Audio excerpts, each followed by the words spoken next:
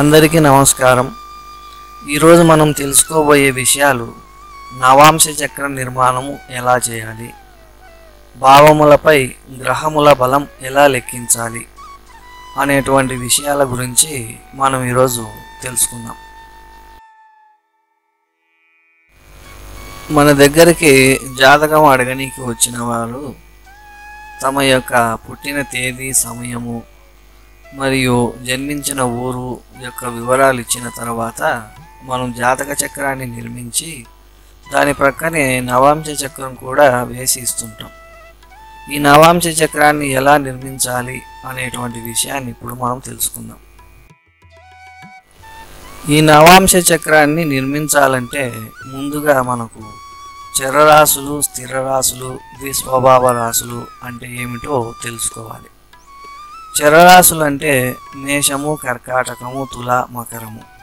స్థిర రాశులు అంటే వృషభము, సింహము, వృశ్చికము, కుంభము. ఇక ద్విస్వభావ రాశులు అంటే మిథునము, కన్య, ధనస్సు, మీనము.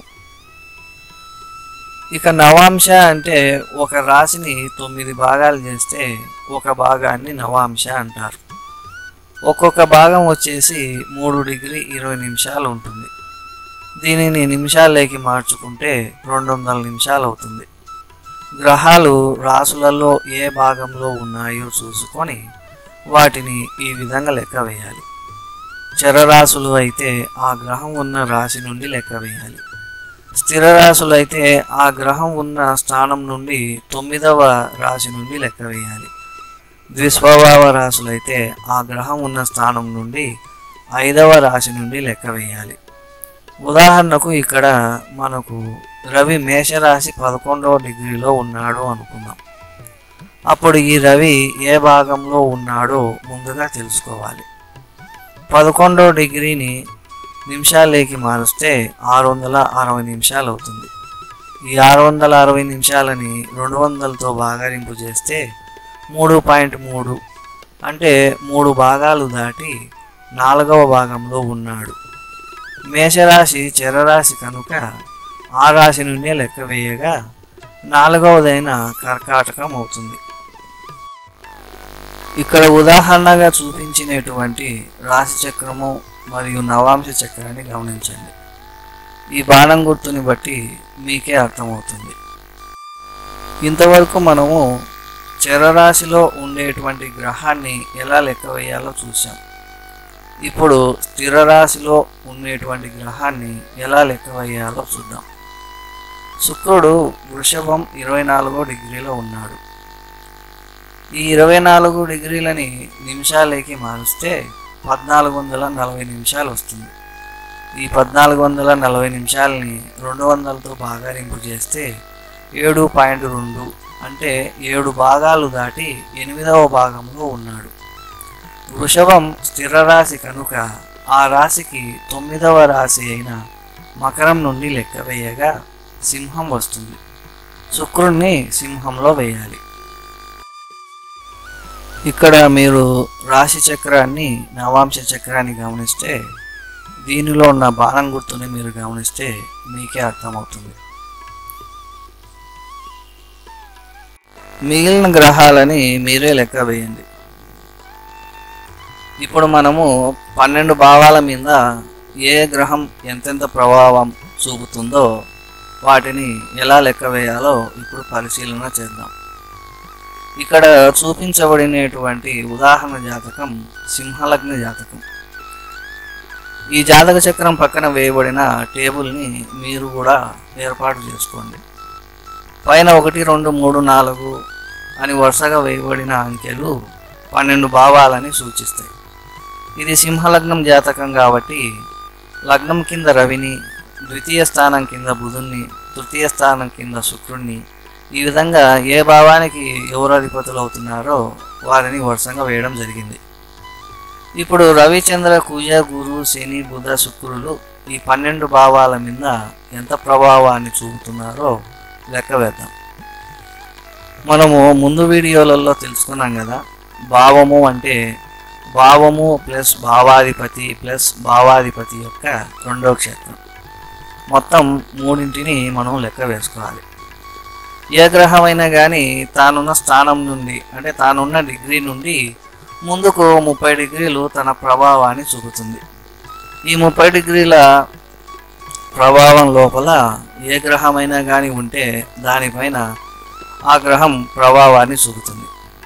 అట్లనే ఆ 30 డిగ్రీల లోపల ఏదన్నా భావం ఉంటే ఆ భావం మీద తన ప్రభావాన్ని చూపుతుంది. ఈ విధంగా మనము పరిశీలన చేయాలి.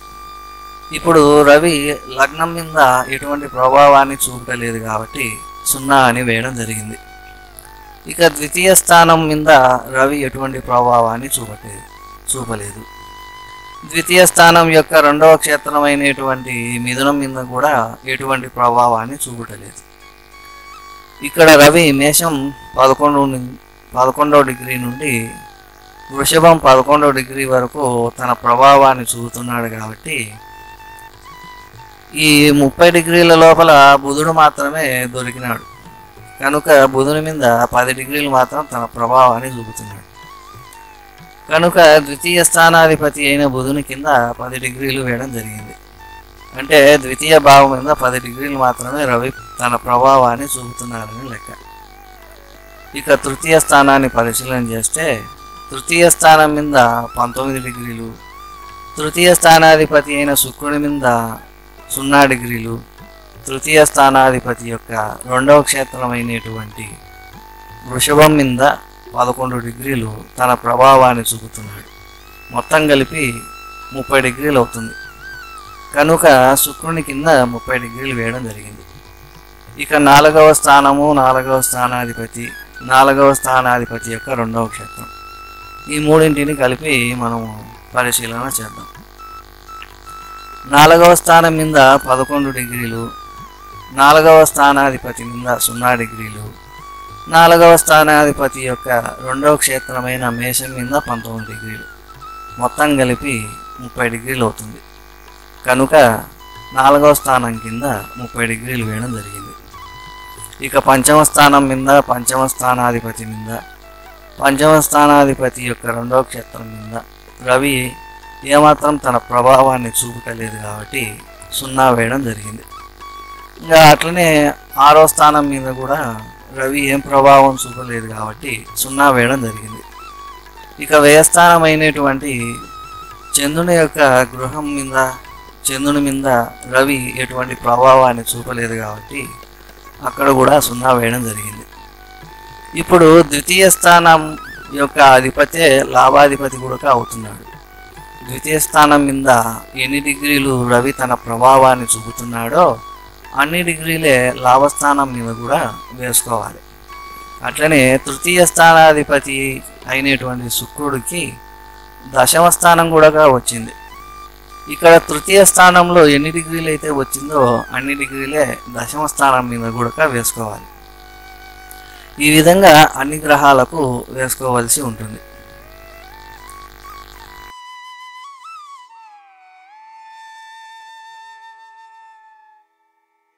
ఇప్పుడు శని 12 భావాల మీద ఎంతెంత బలం కలిగి ఉన్నాడో పరిశీలన చేద్దాం. శని లగ్నం మీద ఎటువంటి ప్రభావాన్ని చూపటలేదు కాబట్టి 0 డిగ్రీలు వేయడం జరిగింది. శనికి అదనముగా 2 దృష్టులు గలవు. అవి తృతీయ దృష్టి మరియు 10వ దృష్టి. వాటిని మీరు జాగ్రత్తగా పరిశీలన చేయవలసి ఉంటుంది. ఇక్కడ ద్వితీయ స్థానం మీద శని ఎంత ప్రభావాన్ని చూపుతున్నాడో ఇప్పుడు పరిశీలన చేద్దాం. ద్వితీయ స్థానం మీద 22 డిగ్రీలు, ద్వితీయ స్థానం యొక్క రెండవ క్షేత్రం మీద 8 డిగ్రీలు, బుధుని మీద 0 డిగ్రీలు, మొత్తం కలిపి 30 డిగ్రీలు తన ప్రభావాన్ని చూపుతున్నాడు. ఇక్కడ శని తన యొక్క 3వ దృష్టి వృషభము 8వ డిగ్రీ నుండి మిథునం 8వ డిగ్రీ వరకు తన ప్రభావాన్ని చూపుతున్నాడు కాబట్టి ఇక్కడ మిథునం మీద 8 డిగ్రీలు వేయడం జరిగింది.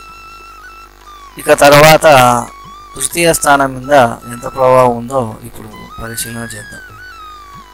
తృతీయ స్థానం మీద 8 డిగ్రీలు.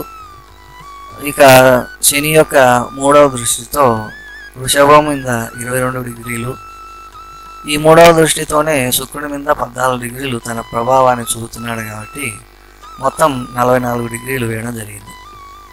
ఇక 4వ స్థానం మీద ఎటువంటి ప్రభావాన్ని చూపటలేదు. ఇక 4వ స్థానాధిపతి మీద 9 డిగ్రీలు, 4వ స్థానం యొక్క 2వ క్షేత్రమైన మేషం మీద 8 డిగ్రీలు, మొత్తం కలిపి 16 డిగ్రీలు వేయడం జరిగింది. ఇక 5వ స్థానాన్ని పరిశీలన చేస్తే 5వ స్థానం అయినటువంటి ధనస్సు లగ్నం మీద శని తన దశమ దృష్టితో 22 డిగ్రీలు, మీనం మీద 22 డిగ్రీలు, గురుని మీద 14 డిగ్రీలు, మొత్తం కలిపి 58 డిగ్రీలు అవుతుంది. ఇక తర్వాత మిగిలినది 6వ ఇండ్లు. తన ఇంటి మీద తనకు 8 డిగ్రీలు మాత్రమే ప్రభావం కలిగి ఉండడం వల్ల 8 డిగ్రీలు మాత్రమే వేయడం జరిగింది. ఇక మిగిలినటువంటివి ముందు చెప్పిన విధంగానే మనం వేసుకోవడం జరుగుతుంది.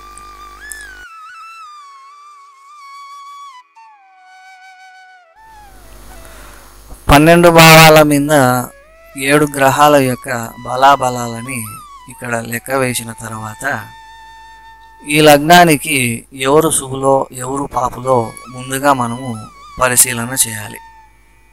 సింహలగ్నానికి రవి, కుజ, గురులు శుభగ్రహాలు, మిగిలిన చంద్ర, శని, బుధ, శుక్రులు పాపగ్రహాలు. ఏ గ్రహాలైతే శుభగ్రహాలో అవి ఏ స్థానాలనైతే శుభపరుస్తాయో ఆ స్థానాలు మంచి ఫలితాలను ఇస్తాయి. అట్లే పాపగ్రహాలు అని చెప్పబడినటువంటి గ్రహాలు ఏ స్థానాలనైతే అశుభపరుస్తాయో ఆ స్థానాలు బలహీనపడి అశుభ ఫలితాలని మనకు కలగజేస్తాయి. ఇక్కడ లగ్నభావాన్ని చూస్తే లగ్నభావం మీద కుజుని యొక్క బలం అధికంగా ఉంది. ఇక ద్వితీయ భావాన్ని పరిశీలన చేస్తే ద్వితీయ భావం మీద గురుని యొక్క బలం అధికంగా ఉంది. ఇక తృతీయ స్థానం మీద శని యొక్క బలం అధికముగా ఉన్నది. 4వ భావాన్ని పరిశీలన చేస్తే కుజుని యొక్క బలం అధికంగా ఉంది. 5వ భావాన్ని పరిశీలన చేస్తే 5వ భావాన్ని శని పాపి అయి చెడగొడుతున్నాడు. ఇక రుణస్థానం, సప్తమ స్థానాలని పరిశీలన చేస్తే పాపి అయిన చంద్రుడు 24 డిగ్రీలు, గురువు 24 డిగ్రీలు, ఇద్దరు సమానంగా తమ యొక్క ప్రభావాన్ని చూపుతున్నారు. ఇక అష్టమ స్థానాన్ని పరిశీలన చేస్తే శని అధికముగా చెడగొడుతున్నాడు.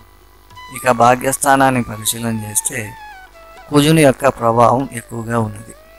ఈ కుజుడు శుభుడు కాబట్టి భాగ్యస్థానం బాగుందని చెప్పవచ్చు. ఇక దశమ స్థానాన్ని పరిశీలన చేస్తే దశమ స్థానాన్ని పాపి అయిన శని అధికముగా చెడగొడుతున్నాడు. ఇక లాభస్థానాన్ని పరిశీలన చేస్తే గురుని యొక్క ప్రభావం అధికముగా ఉన్నది. ఈ గురువు శుభుడు కాబట్టి లాభస్థానం బాగుందని చెప్పవచ్చు. ఇక వ్యయస్థానం మీద కూడా గురుని యొక్క ప్రభావం అధికంగా ఉన్నది. ఈ విధంగా 12 భావాలని మనం పరిశీలన చేసినప్పుడు ఏ భావాలు ఎంత బలంగా ఉన్నాయి అనేటువంటి విషయాన్ని మనం తెలుసుకోవచ్చు. ఈ వీడియో ఇంతటితో ముగిస్తున్నాను. ఈ వీడియో మీకు ఉపయోగపడుతుందని ఆశిస్తున్నాను. మీకేమన్నా సందేహాలు ఉంటే మా ఈమెయిల్ అడ్రస్కు పంపించగలరు. నెక్స్ట్ వీడియోలో కలుసుకుందాం. అంతవరకు సెలవు. నమస్కారం. ఈ వీడియో నచ్చితే మా ఛానల్ని లైక్, షేర్, సబ్స్క్రైబ్ చేయండి.